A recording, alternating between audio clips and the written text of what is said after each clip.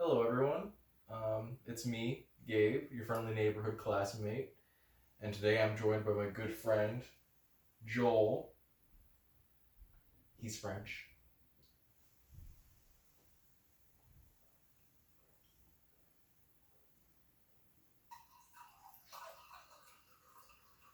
And we're here to talk about Memoir Comics. With this, there's a lot to talk about, but I'm trying to keep it between 5 and 10 minutes, so unfortunately, there's going to be a lot that I'm going to have to cut out. But hopefully, in the future, I'll be making an extended version of this, so if you're interested in seeing that, let me know. But without further ado, let's get cracking into it. To talk about Memoir Comics, the first thing we have to do is define what a memoir is. Author Gore Vidal differentiates memoir from autobiography when he says, "A memoir is how one remembers one's own life, while an autobiography is history, requiring research, dates, facts double-checked."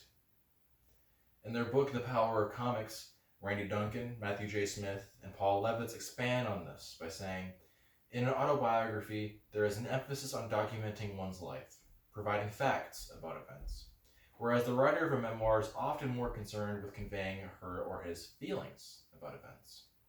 With this definition in mind, we know that a memoir is a very personal story to an author. It is a story that is less concerned with a historical narrative than it is with a personal narrative. Often a memoir will encapsulate a singular pivotal moment in an author's life, rather than trying to encapsulate their entire existence from birth until now. Due to the personal nature of such stories, a memoir serves a much more self-reflective purpose than traditional narratives. Most frequently they ask the question, how did I become who I am? And the reader follows the author on their journey of self-discovery. Going back to The Power of Comics, the substance of a memoir is showing how the protagonist, a younger self with a very different worldview than the present self, became, due to the incidents detailed in the memoir, the author. Now this is all well and good, but why comics? Why tell such a serious and personal story in a medium that is often deemed for children? Now, I'll spare you the long-winded explanation of why comics aren't just for children, but instead, I'll focus on what makes memoir comics special as opposed to a memoir written in prose. Firstly, in almost all comic memoirs, it is the author who both writes and draws the story. Artists have the unique ability to bring what they see onto the page. Reading a comics memoir, you literally get to peek into the mind of the author. They draw their memories how they remember them. Whether expressionistic or realistic, the manifestation of memory on the page is as real a glimpse into an author's mind as you could possibly get. This also gets right at the heart of what makes comic memoirs so unique and what makes them so able to get to the heart of the truth. Drawing a comics memoir, you have to draw yourself over and over and over again. The trio of The Power of Comics once again put it best. Even when the author does not mention self-perception, those perceptions are evident on the comics page because the requirement to produce multiple drawn versions of oneself necessarily involves an intense engagement with embodied aspects of identity, as well as with the socio-cultural models underpinning body image. This process of forming self-concept is one of the most interesting aspects of memoir to me, and nowhere is it more interesting and engaging than in comics. Comics memoirist Joe Matt states that one of his key motivations for working within the genre is to analyze myself, to strive for self-awareness and self-understanding. Countless books and hours of study have been dedicated to figuring out how the idea of self is formed. I will give a brief summary of the three main ways. Firstly, we have reflected appraisals. Other people are the mirror in which we see ourselves. When a comics memoirist is drawing other people's reactions and impressions of them, they are almost literally holding up that mirror and reflecting on other people's impressions of them. 2. Social comparison. Other people's perceived achievements, opinions, accomplishments all serve as ways that we judge ourselves. And thirdly, self-perception. Having to draw yourself over and over again forces you to engage with your idea of yourself. For instance, Alan Kaminsky-Crumb's tendency to draw her avatar as ugly and much heavier than she is in reality gives some insight into her body image and self-perception. from the power of comics again. Now that we have a better understanding of what a memoir is and what makes comics unique, let's dive into the 4 books I've selected to talk about with you. When selecting which memoirs to discuss, I had no shortage of wonderful options. Blankets by Craig Thompson, March by John Lewis, Stuck Rubber Baby by Howard Cruz, A Contract with God by Will Eisner, and of course, the seminal memoir, The Prince and the Dressmaker by Jen Wang. But I decided to focus on what are probably the 4 most famous comic memoirs of all time. 100 Demons by Linda Barry, Persepolis by Marjan Satrapi, Fun Home by Alison Bechdel, and finally, Mouse by Art Spiegelman. Again, I won't be able to cover everything in these amazing books, but in the full version of this video, I'll be going deep into each one of these texts. For now, I'll just give a brief summary of the plot and what I think make them unique as comic memoirs. 100 Demons is a very unique comic from Filipino cartoonist Linda Barry. First of all, it's printed in this weird format that's half as tall and twice as wide as the normal comic. I feel like that adds to its already arts and crafts feel, but it could have also been from necessity. Since Barry didn't pencil this comic, she painted it by hand. The book is a series of memories, each memory given its own chapter. Before I jump into the thematic elements that I like so much, I'd like to say that I really love how participatory this book is. In the introduction, Barry explains what inspired her to write this. It was an exercise called 100 Demons, in which you draw your inner demons in order to expel them. I have to admit, I was inspired to try it myself, even though I can't draw at all. The results were mixed, but the feeling of rendering yourself on the page is really unique, and I can't compare it to anything else. I'd really recommend you all give it a shot. Back to the book though. Demons is extremely heartfelt and honest meditation on childhood trauma, as well as racial and class struggle. In fact, Barry was alienated from the mainstream comics community because a lot of her comics dealt with serious topics like child abuse. Barry hints at why she talks about such serious topics in this bit of text from Demons. I cringe when people talk about the resiliency of children. It's a hope adults have about the nature of a child's inner life, that it's simple, that what can be forgotten can no longer affect us.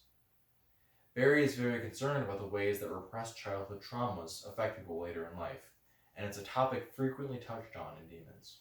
However, what I find most interesting about this book is the way in which it discusses memory. Linda Barry herself describes the book as a autobifictionalography, meaning that the heart of it is true and also rooted in true events, but either through the warping of time on memory or through blatant fictionalization, parts of the book are also untrue. She questions whether or not this makes it more or less autobiographical. Regardless, the process of collage through which this book is made strongly resembles the process of remembrance.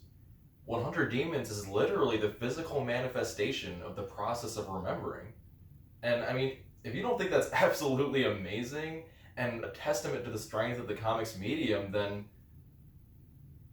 what? I mean, did you even think giving physical form to the mental process of remembrance was a possibility? I mean, I sure as hell didn't. But Linda Barry did it.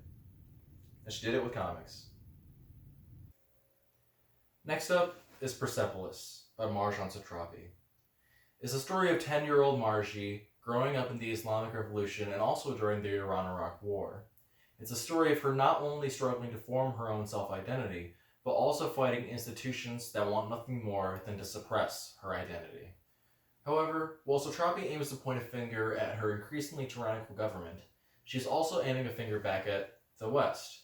Our preconception of what life is like in the Middle East, especially for women, are all challenged by this text.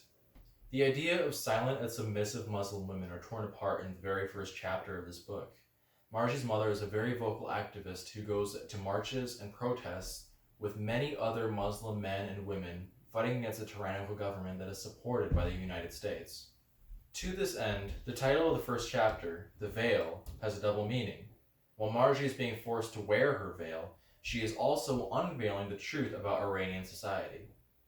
On a broader note, Marjan Satrapi remains a vocal activist to this day about the role of American imperialism in exacerbating conflict in her country. I'm digressing a little bit, But I think to ignore Satrapi's larger political message with this book would be a little irresponsible. So if you have the time, I'd strongly recommend looking into that, or just listening to the song Head of State by The Coup. It sums it up pretty good. I'll leave a link to it. Persepolis is Marjan Satrapi's eyewitness account of life in Iran. It is a truth you would not hear anywhere else from anyone else, and it is told using the beautiful language of the comics medium. Rudine Sims Bishop's idea of windows and mirrors applies strongly to all comics memoir, but I think it applies most strongly to Persepolis. It is an eyewitness account of truth, and it is your window into that truth. Fun Home by Alison Bechdel is probably the most melancholy thing I've ever read. It follows Allison from her childhood to her college years, as she grows up with her father, reacts to his suicide, and processes her grief, as well as her strange relationship with her closeted homosexual father. Bechdel, being gay herself, thinks frequently about what her and her father's life would have been like had he not been so emotionally cut off from himself and from his family. The psychological damage of being ashamed of who he was and hiding away could not be more apparent. But to young Allison, she couldn't put the pieces together until it was too late. Fun Home deals directly with something that I think all memoirs are eventually forced to touch upon: parental relationships. When writing a story about how you became who you are, it appears to be inevitable that you will eventually write about your relationship with your parents. All four of the books I'm talking about today deal heavily with the relationship to their parents, but nowhere is that more direct than in Fun Home. It is not only the story of Allison becoming an artist, it is a story of her formation of self and the role that her father played in that. And finally, we have Mouse by Art Spiegelman. I'm going to cheat a little bit and keep my script on me, but only because this section is so quote heavy. Researching in preparation for this essay, I realized more and more that Mouse is probably one of the most important books I've ever read, and one of the most important books that anyone could read when studying the Holocaust. Holocaust historian Michael Rothberg stated about Mouse, "It is not simply of memory, or a testimony bound for some archive of Holocaust documentation, but instead it actively intervenes in the present." Professor Terry Barr points out in his essay, Teaching Mouse to a Holocaust Class, that most Holocaust narratives don't force you to tackle anything truly complex about what happened. They allow you to fall into simple responses like, "That was really bad, but at least it's over," or "At least a lot of lives were saved." Whereas Mouse has a lot of different things to force you to think about what really happened, and think about it in a truly nuanced and complex way that doesn't allow you to fall into stock responses. Spiegelman does not portray his father as a good man. While he does survive the Holocaust and he helps who he can, he is still racist and abusive amongst other things. This first and foremost speaks to the generational trauma caused by the Holocaust. Going back to Terry Barr, most often we are led to consider first the expressionistic style of drawing as reflecting art's deepest inner emotions: fear, panic, insecurity, a feeling of being unloved and guilty for not being able to love enough. And second, the issue of Spiegelman's main thematic concern: how the story of his parents' traumatized lives has affected him, a second-generation Holocaust witness. Portraying Vladek, Spiegelman's father, this way forces you to perceive Jews as human beings. Spiegelman himself states, "If only admirable people were shown to have survived, then the implicit moral would have been that only admirable people deserved to survive." On this point, Barr says, "Students want to believe that every Holocaust survivor is a saint. The experience of the camps somehow washed away all feelings for all time of hatred, prejudice, and racism. Spiegelman refuses to allow these naive views to go unchallenged. Jews, as human beings, have the full complement of emotions. To depict Jews otherwise truly would be to caricature or cartoon the entire group." These four texts are exemplary of the comics memoir genre. It is an absolutely amazing, constantly growing and changing, enlightening, perspective-shifting, and painfully overlooked genre. I implore you all to read all of these, and if you have already, read them again. They're well worth your time, and so are comics in general.